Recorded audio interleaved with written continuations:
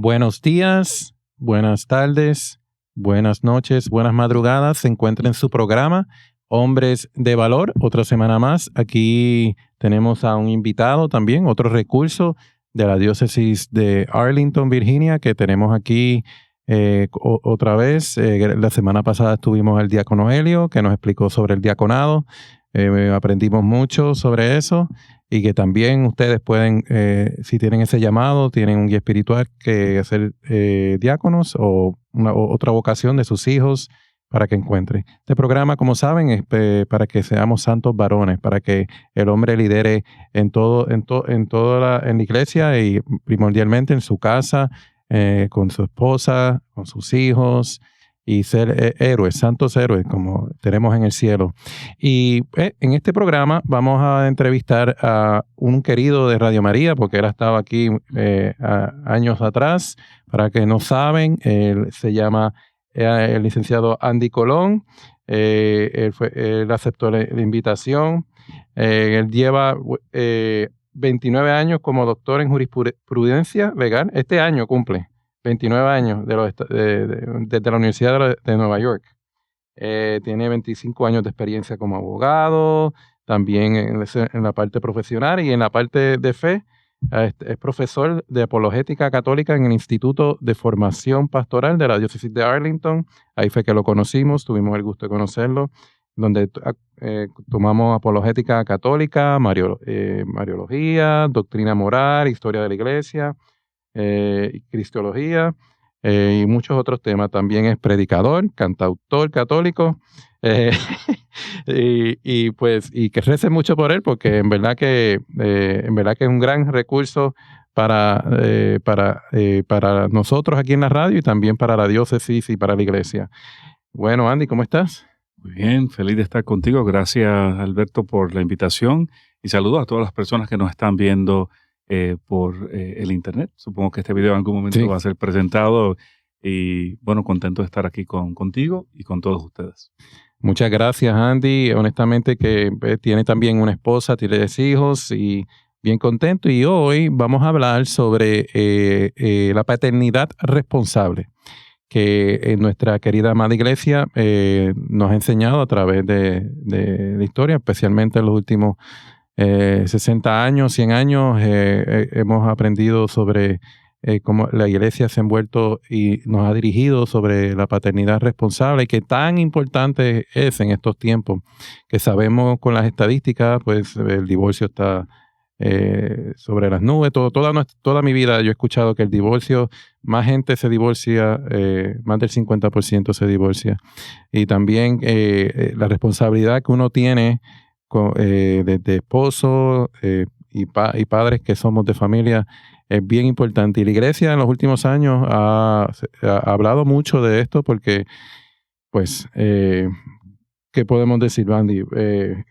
¿La paternidad responsable es una doctrina católica o es yo sé que el magisterio lo ha enseñado, pero... Sí, dentro de lo que se conoce como la doctrina de la iglesia hay unos principios bien importantes que tienen que ver con la familia, con la responsabilidad de los padres sobre los hijos, la responsabilidad de los hijos sobre los padres. Si estudiamos, por ejemplo, el Catecismo de la Iglesia, hay una multitud de secciones que habla sobre esa responsabilidad, y luego pues están una serie de encíclicas donde los santos padres de la Iglesia en algún momento han hablado sobre la importancia de la familia en la sociedad de hoy. Personalmente me gustan mucho los escritos de Juan Pablo II, San Juan Pablo II, donde habló en varias ocasiones sobre la familia como el centro de la sociedad. Es la pequeña iglesia, ¿verdad? Donde se comienza a aprender los valores cristianos y los hijos comienzan a aprender sobre la fe. Entonces sí, es parte importante de nuestra doctrina como católicos. Así es, como había dicho, la paternidad responsable en San Juan Pablo II, ahora que menciona, cuando hablaba de la familia, cómo va la familia, va la sociedad, cómo va la sociedad, va el mundo. Y yo creo que como va la iglesia doméstica, ahí es que empieza todo, ¿verdad? La semilla, dice Scott Hahn también, si nosotros fuésemos fieles católicos, fieles esposos, cambiaremos el mundo en una generación. Así es. Y en Humane Vitae, que eso es una encíclica también de el santo Pablo VI, San Pablo VI, que habla de la paternidad responsable también para los que la vida humana, en la encíclica de la vida humana lo pueden buscar, famosamente pues en latín se llama Humane Vitae, y es algo que nos ha enseñado. Bueno, también en San Juan Pablo II, Familiares Consorcio, me toca ese tema, ¿verdad? Lo más seguro. Yeah. Y como habías dicho, el Catecismo de la Iglesia. Yo quería hablar también más o menos como empezar por la parte pues negativa de cómo ha estado en ataque la familia y la paternidad responsable en los últimos 100 años. Y yo estaba mirando, repasando por lo menos los últimos 100 años de mis padres y mis abuelos. Y yo creo que un punto de lanza que contra la familia que empezó a dividir la paternidad responsable, que empezó a romper, fue la pastilla anticonceptiva, ¿verdad? Uh-huh. Porque creo que ese punto es donde aumentó todo, ¿verdad? Los divorcios, obviamente las infidelidades honestamente, ¿verdad? Para uno estar y ser infiel, tenía que pensarlo 2 veces, ¿verdad? Y también había otros valores hace más de 100 años. Pero ya como que fue como ese punto de ataque que ha tenido la familia y los padres, antifamilia, ¿verdad? Sí. Fíjate que lo interesante de ese asunto es que desde una perspectiva de moralidad, todos los cristianos, independientemente de las iglesias que estuvieran, concordaban 100% de que el uso de los métodos anticonceptivos era una gran inmoralidad, era una gran falta a Dios, tanto moral como espiritual. Y fue la iglesia anglicana que cambió esa aptitud hace unos 60, 70 años atrás. Y a raíz de ese cambio, pues todas las iglesias protestantes comenzaron a permitir el uso de métodos anticonceptivos. La Iglesia Católica es y ha sido siempre la única iglesia cristiana que, como fundamento de fe y principios de fe y de moralidad, prohíbe el uso de métodos anticonceptivos, precisamente, en parte por el daño que le hace a la familia. Uh-huh. Y tú tienes toda la razón. Hay una serie de estudios que se han hecho dentro y fuera de la iglesia donde han establecido ese enlace que existe entre la popularidad de los métodos anticonceptivos y toda esta situación trágica que ha pasado en las familias, donde, como tú has dicho, ha aumentado el número de divorcios. Obviamente la sexualidad ya no se ve como un regalo de Dios para la creación, sino como un mecanismo de satisfacción personal, donde el procrear a los hijos no es lo importante, sino lo importante es la satisfacción personal del ser humano. Y esto, pues obviamente, esta actitud egoísta y centrista es lo que ha causado pues una serie de problemas en la familia. En la familia. Y esa ruptura que hemos visto, donde inclusive ya el matrimonio no es valorado de la misma manera. Entonces, ahora estamos viviendo en unos tiempos también donde ya hay una definición nueva que este mundo pagano en que vivimos nos quieren imponer, donde el matrimonio no consiste entre la relación entre un hombre y una mujer, sino 2 personas del mismo sexo. Eso también, pues obviamente, impacta ese aspecto procreativo que la iglesia siempre ha enseñado, uh-huh, que es uno de los propósitos fundamentales del matrimonio. No, sí, estas distorsiones que ahora vemos como la ideología de género, mucha confusión. Hemos hablado en otros programas de la modalidad de la masculinidad tóxica y pues es bien lamentable, ¿verdad? Como el hombre se ha atacado. Y una de las respuestas es este programa también a todos estos ataques para que el varón tenga un espacio para escuchar esto y aprender sobre la paternidad responsable. Estaba mirando estadísticas también sobre cuestiones seculares, pero son que obviamente en todo, el que cohabita es menos, dice estadísticamente que es menos feliz, el que no está en matrimonio, y los que están en matrimonio viven más saludables, duran más años, los que cohabitan sufren más de infidelidades que los que están casados, y hasta los estudios indican de que estar casado, y obviamente nosotros que somos de fe, si añadimos ese ingrediente primordial, obviamente nos va a ir mucho mejor. ¿Nos puedes hablar un poco de qué habla la Iglesia Católica un poquito más sobre la paternidad responsable? Sí, entonces es una perspectiva bien importante esta que tú provees sobre esas estadísticas, porque es un poco irónico, ¿verdad? La sociedad pues tarda de disminuir el valor del matrimonio, inclusive de la religión, pero los mismos estudios que las personas no religiosas están haciendo pues establecen que realmente hay un valor bien grande detrás de todo esto, una gran ayuda tanto física, emocional, psicológica. Pero en términos de lo que la Iglesia enseña, hay varios aspectos que son importantes.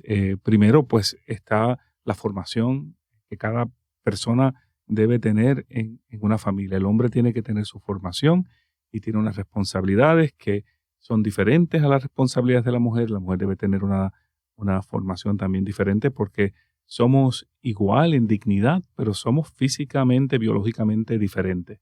Y esa diversidad, por decir así, que existe entre el hombre y la mujer, pues se une perfectamente en esta relación que es el matrimonio. Y esa relación, pues obviamente da lugar a la procreación, que es al tener los hijos. Y uno de los principios fundamentales de esta paternidad responsable es esa formación de esos hijos. ¿Y cómo comienza esa formación de los hijos? Pues cuando uno tiene hijos, la formación principal es a través del buen ejemplo. Yo creo que no importa cuánto conocimiento uno tenga sobre la fe o cuánto uno vaya a la misa o cuántas veces uno reza el rosario, lo cual son todas cosas muy importantes para la formación cristiana, pero hay que dar un buen ejemplo a nuestros hijos. Nuestros hijos aprenden sobre el valor del matrimonio y el valor de la familia a través de un buen ejemplo. Obviamente no somos perfectos, cometemos errores, estamos aprendiendo, sobre todo cuando somos padres por primera vez. Es como la primera vez que estamos ejercitando esa responsabilidad. Pero ese buen ejemplo es fundamental. Y tengo unas notas aquí sobre todo esto que voy a mencionar esta noche que estamos hablando. Pero el Concilio Vaticano II, en Gaudium et Spes, que significa alegría y esperanza, habla sobre este punto importante sobre los padres siempre dar un buen ejemplo a los hijos. Y dice, los padres tienen ante todo la responsabilidad de honrar y respetar a sus hijos como hijos de Dios y de tratarlos con gran amor y respetos y de educarlos en la ley de Dios. Los hijos, a su vez, deben aprender de sus padres, ahí está la parte del buen ejemplo, a imitar el ejemplo de Cristo que ama a todos los hombres sin distinción de raza ni condición social. Entonces, nosotros estamos dando ejemplo en nuestros hogares de cómo Cristo ama, de cómo Cristo perdona, de la misericordia de Dios. Sí. Somos como embajadores, por decir así, de Dios en la familia y esa responsabilidad de nuestra paternidad comienza realmente con ese buen ejemplo. Sí, honestamente estaba pensando cuando estábamos hablando de la formación de nosotros como, especialmente en estos tiempos antes de casarnos, este discernimiento. Ahora mismo yo estoy viviendo con mis hijas, ¿verdad? Ellas tienen 9 años, la mayor, y todas dicen, yo me siento que me voy a casar, esa es mi ocasión, pero es lo que diga Dios, así me contesta. Pero el Papa Francisco ha hablado mucho también de cómo también antes de casarnos tenemos que prepararnos. Vamos a poner si tenemos la pareja, la vocación es el matrimonio. Que la iglesia se enfoque mucho en la formación de para ese porque pues, a través de, honestamente, pues mi caso personal, mi preparación matrimonial fue un fin de semana. Honestamente fue un retiro de un fin de semana y después ya me podía casar. Claro. Pero, ¿verdad? El Papa Francisco ha dicho que enfocarnos, ¿verdad? Los sacerdotes, ¿cuántos años tardan? 8, los diáconos tardan como 4 o 6 años. Yo creo que obviamente esta decisión, que es una decisión que nos da la gracia, que nos da el sacramento, esta gracia especial del matrimonio, es bien importante formarnos, y así fue que nosotros también nos dimos cuenta cuando empezamos a tomar clases con usted en el Instituto de Formación Pastoral, que tenemos que ir aprendiendo y tener conciencia, ¿verdad? Eso es bien importante tener, tener conciencia, uno, del amor de Dios, ese examen de conciencia. Eh, Aquí creo que, no sé si es en el catecismo, dice, por ello, el amor conyugal exige a los esposos una conciencia de sumisión de paternidad responsable sobre lo que hoy tanto se insiste con razón y que hay que comprender exactamente. Hay que considerarla bajo diversos aspectos legítimos y relacionados entre sí. Y en la Suma Teológica dice, en relación con los procesos biológicos, ese es de Santo Tomás de Aquino, de la Suma Teológica, paternidad responsable significa conocimiento y respeto de sus funciones. La inteligencia descubre en el poder de dar la vida leyes biológicas que forman parte de la persona humana. ¿Verdad? Que esto de la sexualidad también uno va aprendiendo y como aprendemos, ¿verdad? Que el ser humano tiene dignidad, respetar a la mujer, respetar a todo ser humano, pero especialmente en esto de las relaciones esponsales que se hacen con amor después del matrimonio, después que se casan, que es bien importante, ¿verdad? Yo sé que vivimos en una sociedad muy sexualizada y que, ¿verdad? Para utilizar el sexo como un objeto, como un dulce, como una satisfacción, un placer que te deja vacío, como volví y digo, ¿verdad? Cohabitación, uno tiende a ser, las personas que cohabitan tienden a ser menos felices que los casados. Así que, pero hay que tener esa buena formación que la iglesia nos da y aquí nos está explicando aquí Andy. Es un punto excelente. Ese proceso de noviazgo es un proceso de formación. El noviazgo existe para que las parejas se vayan conociendo de una manera no sexual, para poder entonces enfatizarse en aquellas cosas que realmente van confrontando en su relación, porque la sexualidad es sumamente importante, es una parte crítica de la relación matrimonial. Inclusive, sabemos que uno de los 7 sacramentos de la iglesia es el matrimonio, y esa expresión de gracia, esa infusión de gracia que se da en cada uno de los sacramentos, en el matrimonio se da a través de la relación sexual. Entonces la sexualidad obviamente es fundamental en la relación matrimonial, pero no es la única base en la que ese matrimonio debe centrarse. Obviamente tiene que centrarse en cómo comunicarse, en cómo ser pacientes el uno con el otro, en cómo expresar sus frustraciones y sus alegrías, en desarrollar esa conexión que es tan importante para sostener el matrimonio. Y yo creo que uno de los problemas que vemos en la sociedad de hoy es que la gente piensa que el matrimonio vale hasta el punto en que tú te sientes bien y feliz con tu pareja. Inclusive he conocido personas que han dicho, bueno, es que ya no estoy enamorado de mi pareja. Bueno, ¿qué significa eso? Porque el amor tiene un significado para los cristianos que es muy diferente a la definición que da el mundo. Para el mundo es esas maripositas, esas alegrías que se supone que tú sientas. Obviamente es algo pasajero. Si tú lo tienes, estás enamorado. Si no lo tienes, has dejado de sentirte enamorado. Bueno, eso no es la definición cristiana. La definición cristiana está en 1 Corintios capítulo 13, donde se define lo que es el amor. Y si uno lo lee, es acción. El amor es la expresión activa, ¿verdad? De esa fe cristiana que nosotros tenemos. Es el saber perdonar, el saber olvidar. Lo olvida todo, lo perdona todo, lo sacrifica todo. Es todo una acción, una expresión de esa acción. Entonces el matrimonio es un compromiso, es una alianza entre el hombre, la mujer y Dios, de la misma manera en que Dios tuvo sus alianzas en el Antiguo Testamento, ya sea con Adán o ya sea con Moisés. Y es un compromiso a estar por ti, al entregarme plenamente para tu propio bienestar. Y la otra persona está haciendo lo mismo. Y Dios consagra ese matrimonio porque en la medida en que esas personas se comprometan al bienestar mutuo de esos individuos, pues Dios va a santificar esa relación. Por eso en nuestros votos matrimoniales decimos en las buenas y en las malas, porque no es el tener ese sentimiento bonito, es realmente un compromiso para el bienestar de la otra persona.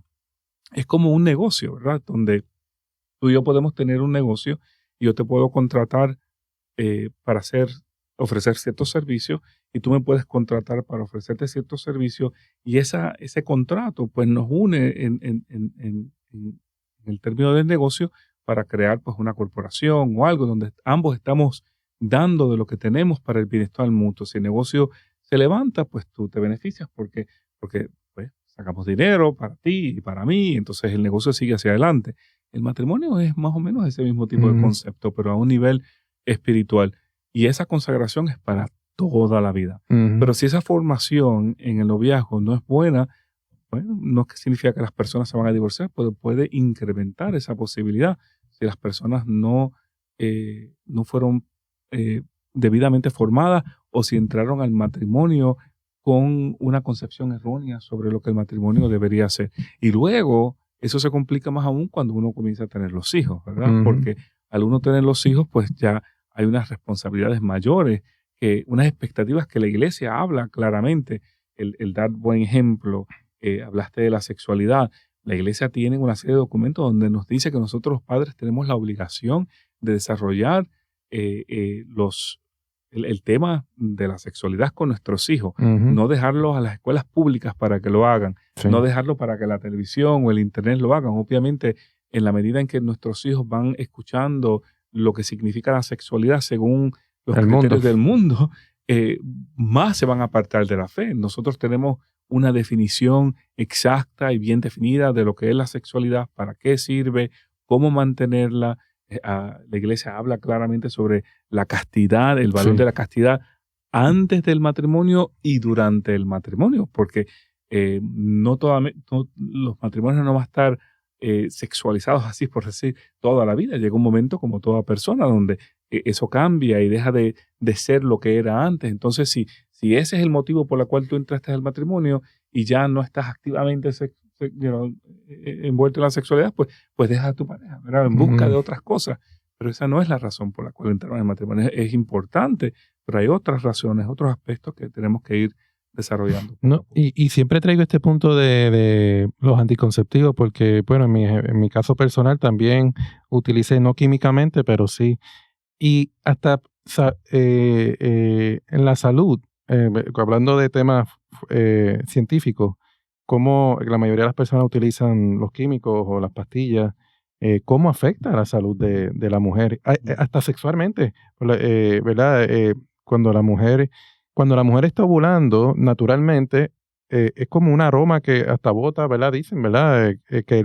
Hay ciertas hormonas que la mujer, el cuerpo de la mujer, pues, emite, que obviamente pues también tiene un impacto en el hombre, ¿verdad? Y entonces hay ayuda a esa atracción física, que es una cuestión biológica, no es una cuestión espiritual, pero todo eso es parte de ese proceso. No, y los que toman pastillas, pues rompen ese proceso. Claro.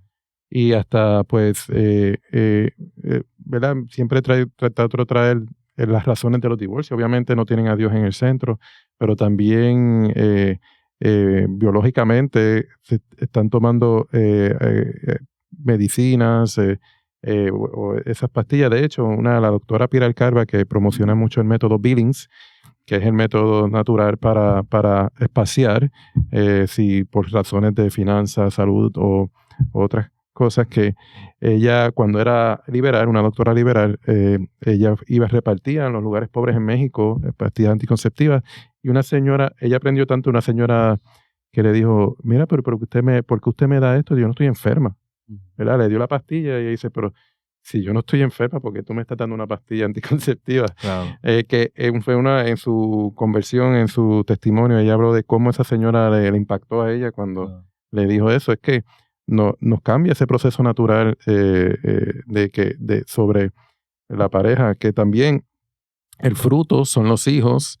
Y yo creo que para este trasfondo sobre la paternidad responsable, porque es como que tenemos que tener una formación para estar listos, aunque siempre dicen que uno no está listo para tener los hijos, pero sí tenemos que estar abiertos, como dice en la formación del matrimonio, y abiertos a los hijos, y de hecho así empieza la Biblia: multiplíquense, ¿verdad? Claro. No hay paternidad responsable si no hay hijos, ¿verdad? La paternidad conlleva pues el tener los hijos, y tenemos que estar abiertos a la vida, y cuando tenemos los hijos, entonces tenemos que educarlos en la fe según la La iglesia nos enseña que lo debemos de hacer, pero sin hijos no hay paternidad. Ya. No, sí, ha sido nuestra encomienda a nosotros. Yo me acuerdo en mis tiempos de antes de casarnos, que dicen, ¿verdad? Uno habla y ese es como que hasta los católicos bautizados, ¿verdad? ¿Verdad? Cuando yo crecía, ¿cuándo vas a cerrar fábrica? ¿Verdad? Dicen ese tipo de comentarios. No sé si lo escuchaste en tus tiempos. Sí, claro, porque la mentalidad es como que pues uno tiene 1 o 2 hijos y ya, y uno tiene el control de cuántos hijos uno tiene, entonces uno no lo deja a la voluntad de Dios. Y he escuchado los argumentos de que qué va a pasar si unas parejas tienen muchos hijos, quién van a alimentar los hijos, cuál es la situación económica. Y es el tipo de razonamiento humano que crea duda en la fe y lleva a las personas a tomar control del proceso procreativo, y ahí comienza el problema. Uh-huh. Y ese es el ejemplo que le estamos dando a nuestros hijos, ¿verdad? Que podemos tomar control de nuestro proceso creativo y hacer con nuestros cuerpos lo que queramos, y a veces nos olvidamos, y anoche estaba hablando con una persona sobre este punto, que la verdadera libertad no es hacer lo que a mí me da la gana, ni lo que yo quiero hacer, ni lo que yo pienso que me conviene. La verdadera libertad estriba en conocer la voluntad de Dios y hacer la voluntad de Dios en mi vida para yo convertirme en aquello para lo cual Dios me creó. Porque Dios, al crearnos, nos diseñó. Dios es un diseñador. Uh-huh. Así como el que creó este teléfono, este reloj, y lo hizo de tal manera que funciona perfectamente, nuestro cuerpo funciona perfectamente, fue diseñado por el gran diseñador, y ese diseñador tiene un propósito en ese diseño. Entonces, conocer cuál es el propósito de nuestro diseño y lograr a convertirnos en lo que Dios quiere que seamos, esa realmente es la libertad. Y eso conlleva, en muchas ocasiones, decirle no a las cosas que nos gustan, decirle no a las cosas que queremos hacer, decirle no a las cosas que sentimos que nos conviene más, decir no cuando nos conviene menos a nosotros, es decir sí cuando nos conviene menos a nosotros y más a otra persona. Yeah. Entonces es un proceso, ¿verdad?, que conlleva una reflexión y como tú mencionabas anteriormente, una formación, ¿verdad? Y eso se expresa, volviendo al punto de la paternidad, se expresa en la manera en que nosotros desarrollamos a nuestra familia, en el tema de la paternidad, en la manera en que criamos a nuestros hijos, en el ejemplo que le damos a nuestros hijos, en la manera en que hablamos de la sexualidad. También otro punto que en mis notas pues tenía era el hecho de también la responsabilidad que tenemos de educar a nuestros hijos. Uh-huh. En muchas ocasiones pensamos que la educación de nuestros hijos, hemos sido criados con esta mentalidad que la educación de mi hijo le corresponde al gobierno, le corresponde a las escuelas públicas. No. El catecismo de la Iglesia Católica enseña que la educación de tus hijos y mis hijos, nuestros hijos, nos corresponden a nosotros. Tú eres el educador, no es el gobierno. Entonces, lamentablemente, estamos viviendo en un tiempo donde la gente deja que el gobierno eduque a nuestros hijos, pero lo que está educando, lo que está enseñando, son cosas que van directamente contrarias a nuestra fe. Así es. Ese es el tipo de educación que nosotros le queremos dar a nuestros hijos. Tenemos una responsabilidad como padres, ¿verdad? La paternidad responsable es de tomar el control de la educación de nuestros hijos para que ellos aprendan matemática, inglés, ciencia de una manera que es consistente con nuestra fe. Ahora, cada vez que hablo de este tema, la gente dice, pero yo tengo que trabajar y qué va. Eso es parte de esa mentalidad donde nosotros tenemos que sostenernos y proveernos a nosotros mismos y no dejamos que Dios haga el trabajo en nuestras vidas. Pero lo que sí sabemos, lo sabemos por ejemplo en tu familia, lo sabemos por mi familia y otras familias, donde se puede lograr, donde tú precisamente puedes ser muy exitoso en tu trabajo y lo puedes lograr y proveyéndole esa educación a tus hijos. Y en ese punto de la educación, Uh-huh. El párrafo 2.2.3, el 22.23 del catecismo dice, los padres en cuanto primeros educadores de sus hijos han de ser los primeros y principales agentes de educación de sus hijos. Escuchemos bien, dice, han de ser los primeros y principales educadores, agentes de la educación de sus hijos. Este papel educativo de los padres se encuentra muy intensamente relacionado con su deber de ejercer una verdadera paternidad en la familia. Entonces, la paternidad responsable es tomar control de esa educación. ¿Por qué tantas familias se dividen? Uh-huh. Porque la porquería que están aprendiendo los hijos en las escuelas las están trayendo a la familia. Y hay una dinámica bien interesante aquí en los Estados Unidos que se da, especialmente entre nosotros los latinos, donde hay una serie de latinos pues, que han llegado con gran dificultad a este país, no dominan el inglés, y le dan el celular a sus hijos, le dan el acceso al internet a sus hijos, y entonces luego los hijos van a la escuela y allá le comienzan a hablar sobre la agenda LGBT, le comienzan a hablar sobre el matrimonio entre dos personas de la ideología de género. La ideología de género, una serie de cosas que van en contra de nuestra fe. Entonces ellos lo escuchan en la escuela. Por 8 horas diarias o 9. Lo ven en el internet, escuchan en la música. Entonces, ¿qué tipo de cristianos estamos formando? Esto tampoco es decir, no, los hijos no deben tener acceso al internet. Yo no estoy diciendo eso, que no tengan acceso al internet. No estoy diciendo que no se puedan educar en una escuela pública, pero sí estoy diciendo que nosotros tenemos que tomar el control de esa educación que ellos reciben y poner control a nuestros hijos en el acceso que tienen para que ellos se vayan primero formando bien como hombres y mujeres cristianos y luego van entendiendo por qué ven lo que ven, por qué pasa en el mundo lo que se ve, en vez de permitir que eso los influencie de tal manera. Inclusive en muchas familias los hijos han perdido la fe, ya no les importa. Sí. Crecen y ya no quieren ser parte. Quiero pedir disculpas porque ha entrado una voz femenina aquí en Mi esposa está aquí en los controles. En este programa y es la primera vez que ocurre, pero quisiera que Alberto diera una excelente contestación que nos diera Father Escalía, el párroco de la parroquia de Santiago Apóstol, cuando le hablamos sobre la cena familiar y qué era lo que hacía su papá, que en paz descanse, que los ayudó a ellos a estar en su fe.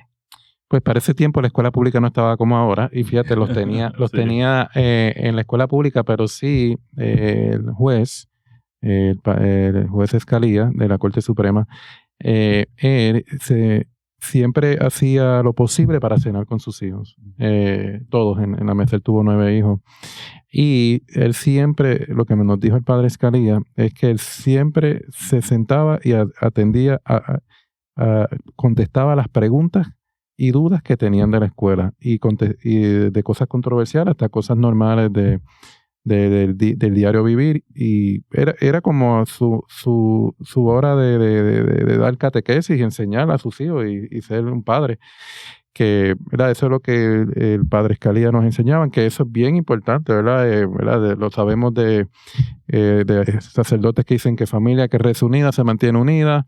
Está comprobado en las universidades también, que es que todo es. De hecho, pues, para que la gente sepa, ¿verdad? La universidad vino por la Iglesia Católica, ¿verdad? Todo este sistema universitario, que ahora el sistema está en contra de nosotros, pero por lo menos quedan universidades católicas que nos ayudan. Pero sí, es bien importante esta formación de nuestros hijos. En nuestro caso, pues, personal, hemos escogido pues, la educación en casa, que la pueden considerar, y de hecho hasta en una comunidad hispana hemos creado de padres que hacen el sacrificio nosotros hemos hecho el sacrificio de no tenemos los lujos que a lo mejor si mi esposa trabajara que quisiéramos tener a lo mejor, o la tentación de tener, pero hicimos a conciencia de decir, ok, si lo podemos hacer, vamos a hacerlo, y porque por la gracia de Dios hemos podido tener a nuestros hijos en educación en casa, o también hay otros padres que pues aquí en la diócesis tiene programas de becas y pueden estar en una escuela privada católica, porque honestamente yo creo que hay que yo sea un hincapié, hay un estado de emergencia en el sistema de educación del país, que está adoctrinando a nuestros hijos, y uno los pierde, ¿verdad? Uno los pierde en la escuela pública y porque están 9 o 10 horas en la escuela, después llegan a su casa y después ya recuerda el clásico historia de que el hijo sabe más que uno, y él trae sus ideas y lo otro, y yo dije, bueno, pero yo soy el papá, ¿verdad? Pero lo estoy haciendo esa exhortación porque yo sé que es un sacrificio. Nosotros tenemos 4 hijos y un sacrificio hacer una educación en casa, no solamente económica, pero toda la energía que hay que gastar, ¿verdad? Para que esos niños aprendan. Pero es bien importante esto en esta paternidad responsable que tenemos que tener todos, porque el Papá Dios nos va a rendir cuentas y nosotros tenemos que llevar a nuestros hijos al cielo, primeramente a la esposa, al cónyuge, y llevar a nuestros hijos al cielo.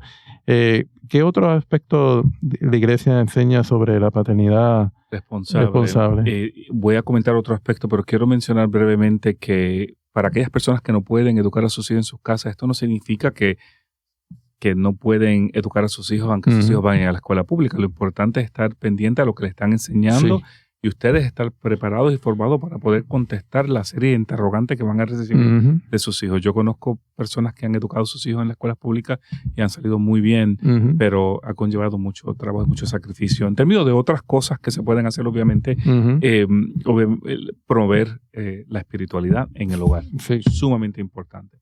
La oración en familia no se puede reemplazar por nada más.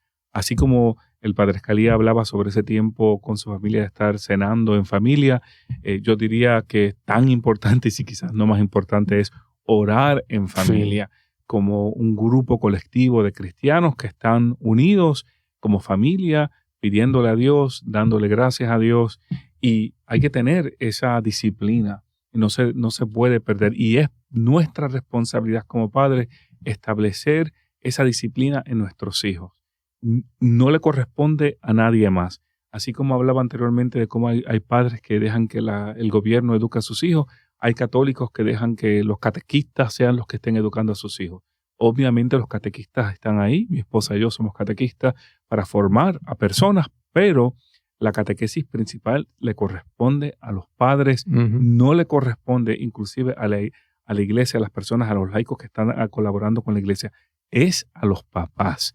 Entonces, ¿de qué te vale a ti enviar a tus hijos a un catecismo para que reciban cierta formación, pero tú no reenforzas en tu hogar esos conocimientos y esa disciplina que la iglesia está tratando de impartir? En ese tema, otra vez, porque por mis notas, la sección 2252 del catecismo dice: los padres tienen la misión de enseñar a sus hijos a orar y a descubrir su vocación de hijos de Dios. La oración cotidiana, familiar, es un elemento importante en la creación de un ambiente más humano para la vida familiar. Los padres deben alentar a sus hijos a orar, le deben enseñar a orar y sobre todo deben orar con ellos y por ellos. O sea, la iglesia no puede ser más clara. Está en nosotros, en esa paternidad responsable, asumir esa responsabilidad y enseñarle a nuestros hijos qué es la oración, por qué es importante orar, cómo orar.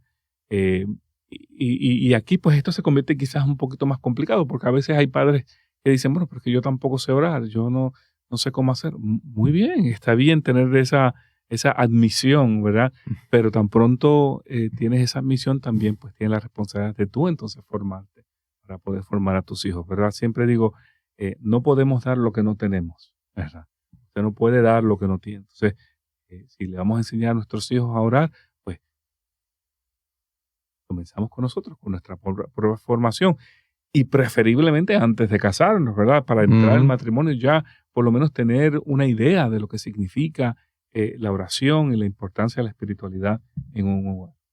No, de verdad que sí. Honestamente, la oración diaria, como había dicho, que creo que está en causa de canonización, en el que dijo la frase, la familia que reza unida se mantiene unida.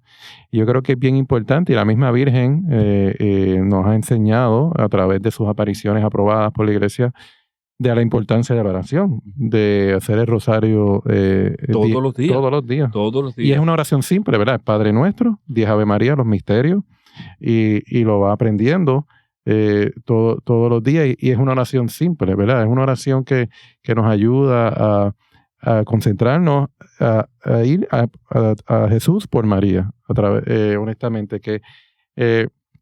y uno puede aprender de todo eso, porque yo en mi casa la oración la hacemos, tratamos de hacerla antes de la comida, después de la comida, tratamos de hacer el rosario, y también si hay en el Evangelio hay una lectura. El otro día mi hija, que se llama Esther, la primera lectura era de Esther y le estaba enseñando sobre Esther. La primera lectura fue del 2 de marzo.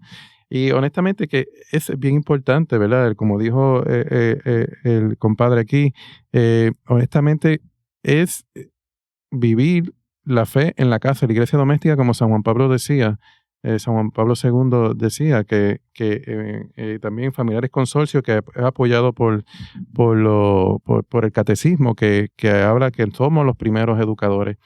Pero yo creo que es que antes uno, por lo menos lo que viví con mis padres, uno le daba toda la confianza al doctor, uno le daba toda la confianza como al gobierno, uno le daba toda la confianza, pero yo creo que no estamos en esos tiempos para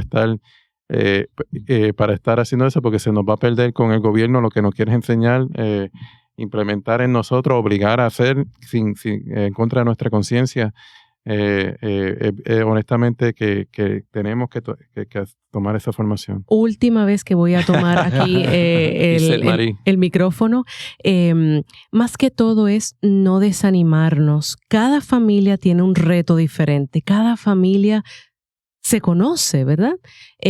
Y sobre todo, yo que soy, o nosotros que somos fan de, todos tenemos que estar en la mesa a comer a las 5 de la tarde, y eso es un caos, un hermoso caos, ¿verdad? Pero Andy decía algo bien importante, y yo lo reafirmo: si no se puede cenar, que esa oración en familia, ese rosario, en disciplina, con el buen ejemplo, estoy tratando de recoger los buenos consejos que se han dado aquí de parte de Andy, que podamos poderle enseñar en disciplina, en amor a nuestras familias. Entonces, yo creo que más que todo es esa exhortación a no desanimarnos, a que vigilemos cuáles son nuestras áreas por mejorar, pero cuáles son nuestras fortalezas como familia, y que estemos bien sólidos en nuestra familia, no en la familia del lado, ni en el vecino, ni en ningún otro ente que nos pueda distraer. Ya terminé, disculpen. No, excelente. Y ese punto es bien importante, porque eso pasa a menudo donde estamos comparando nuestra experiencia con las experiencias que nosotros percibimos de otra familia, y nos comenzamos a desanimar y a desalentar, y eso impacta el proceso espiritual grandemente. Entonces, como dice Iseth, es concentrarnos en nuestra familia, que usted no sabe lo que pasa en otras familias. Usted podrá tener unas impresiones, pero no tiene idea, la más mínima idea de lo que pueda ocurrir. Uh-huh. Es enfocarnos en nuestra familia y ir desarrollando esa sed de orar en nuestros hijos. Nosotros en nuestra parroquia todos los miércoles tenemos una adoración al Santísimo. Me gusta mucho porque viene toda la comunidad y generalmente vienen muchos niños. Qué bonito. Y a veces, pues, cuando rezan el rosario, rezan bien duro y como que quieren a quitar un poco de la meditación, la concentración, porque ellos lo hacen tan duro, ¿verdad? Inocentes, sí, que son inocentes. Pero es tan bonito verlo, porque obviamente esos padres que traen esos niños están tratando de ir creando ese sentimiento del rosario, y el rosario, pues, tampoco es como una oración que es fácil, o sea, hacerlo, pero también es larga, ¿verdad? Entonces, para algunos niños podría ser un poco muy largo. Entonces, tampoco es como exagerarnos, y poco a poco, quizás es una década con ellos, una noche, en vez de hacer las 5 décadas del rosario. Pero es cuestión de ir introduciéndolo a todas estas herramientas que tenemos como católicos, herramientas de oración que nos ayudan a desarrollar una disciplina de oración, para que ellos vayan viendo la importancia de estas cosas. A veces puede ser para alguna familia tomar un pasaje bíblico y decir: ¿qué tú piensas que Papá Dios nos está diciendo? O a veces puede ser dibujar imágenes religiosas con ellos, sí, que es una manera también de orar y ofrecérsele. O a veces puede ser llevarle flores a alguna imagen que usted tenga en su casa de la Virgen y hacer una reflexión con ellos ahí. No tiene que ser nada complicado, no tiene que ser nada complejo. Usted no tiene que imitar a otras familias que usted piensa que están más avanzadas, porque quizás las técnicas y las maneras en que ellos lo están haciendo para su familia no aplica para usted. Es pensar en su realidad, lo que funciona en su familia, pero siempre y cuando estemos tratando de desarrollar esa disciplina espiritual en nuestros hijos, estamos siendo padres responsables. Estamos asumiendo esa paternidad responsable. Ese es el punto. El punto es que estamos logrando. Dios ve el esfuerzo. Puede ser que no nos pensemos que esté dando fruto. Dios ve el esfuerzo y sabemos que va a dar fruto. Así mismo. A veces conozco personas que vienen de familias que han comenzado en la fe un poco tarde, ¿verdad? Entonces los hijos tardemente han sido invitados a esta disciplina y se les hace difícil y es un poco incómodo y los hijos no entienden. Y he hablado con padres que se desaniman y dicen, no, yo no puedo porque trato de que todos vengan a orar y 2 de los 3 no quieren. Mire, aunque no haya ninguno que vaya, haga esa oración en familia para que ellos se den cuenta que en ese momento en su hogar ha habido una pausa que está siendo ofrecida a Dios. He escuchado también testimonios de padres que han pasado por eso y poco a poco los hijos se han ido uniendo, poco a poco, y los hijos han tenido experiencias de conversión. El punto no es que sea todo perfecto, el punto es que estamos tratando y Dios ve ese esfuerzo y ese sacrificio. No, así mismo, honestamente, hablaste también de la adoración y es un punto bien importante. Qué bonito que llevar a los niños a adoración los miércoles y de cualquier edad, ¿verdad? Porque los niños van aprendiendo. Nosotros hacemos, el niño mío de 4 años todavía no hace bien la señal de la cruz, siempre la hace un poquito al revés, pero honestamente que yo he visto los frutos, he visto hijos también de una familia que conozco que su hijo, aunque no terminó, que creía que su vocación era la del sacerdocio, en su explicación, él decía cómo su mamá desde chiquito lo llevaba a adoración y ese concepto de Dios, ¿verdad? Eucaristía, lo ayudó a él a discernir y entrar al seminario. No terminó en el seminario, pero no terminó, sintió que es el matrimonio, pero eso le causó un impacto en su vida, ¿verdad? Claro. Y en su fe, de cómo la adoración al Santísimo, como usted dice, ¿verdad? Algunas veces hacen ruido, pero yo creo que las personas entienden, y las que no entienden, pues yo sé, pues uno reza por ellas, ¿verdad? Pero honestamente que es bien importante.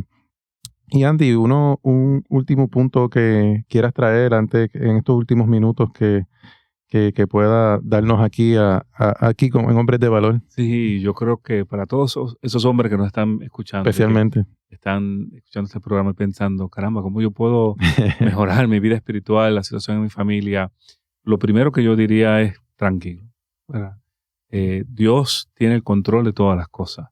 Siempre y cuando nosotros estemos buscando de Dios, Dios es un Padre perfecto. Él siempre da, nunca quita. Él da y da y da, porque Él quiere nuestro bienestar. En esos momentos de gran dificultad donde pensamos que mi matrimonio se está rompiendo, mis hijos se están perdiendo, tranquilo, tranquilo. Dios tiene el control de las cosas. Y es entonces orar, dar pasos. Algunos van a ser cortos, otros van a ser más largos. Y mi recomendación mayor realmente es formarnos nosotros mismos, ¿verdad? Para poder dar lo que tenemos. No podemos dar lo que no tenemos. Entonces es difícil predicarle a nuestros hijos cuando no estamos dando el ejemplo, cuando no hacemos lo que estamos diciendo. Es difícil decirle a un hijo, necesitas desarrollar una disciplina espiritual cuando tú no les has enseñado a tus hijos tu propia disciplina y probablemente ni la tienes, ¿verdad? Entonces ese es el peor de los casos. Pero poco a poco ir formándonos tranquilamente, poniendo toda nuestra confianza en las manos de Dios. El Padre Pío decía, pues que oramos y pidamos y que luego ya no nos preocupemos más. Así mismo. Tener esa confianza en pleno que Dios tiene el control de las cosas y que siempre y cuando estemos tratando vamos a lograr asumir esa paternidad de manera responsable, vamos a lograr poco a poco unir esa familia y esos vínculos tan importantes que quizás no lo hemos podido hacer. Y para aquellas personas que nos están escuchando, que son exitosas, que han podido ver cambios maravillosos en su familia, háblenlo, no se queden con eso callados, sí. Porque es importante que la gente sepa de cómo la acción de Dios y del Espíritu Santo en nuestra familia tiene un fruto maravilloso, ¿verdad? Vamos a compartirlo con otras personas, vamos a dar buen consejo a aquellas personas que veamos que lo necesitan. Y poco a poco, ¿verdad? Vamos llegando a ese lugar que es donde Dios quiere que estemos, que es ese camino hacia la santidad, porque sin santidad nadie verá.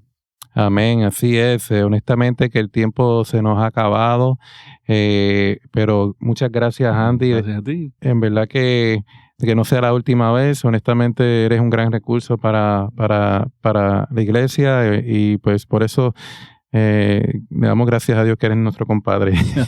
Yo me siento igual. Y también aquí invitándolos también, también aprovechen la paternidad responsable. Es bien importante, aquellos varones que tenemos que liderar en nuestra casa.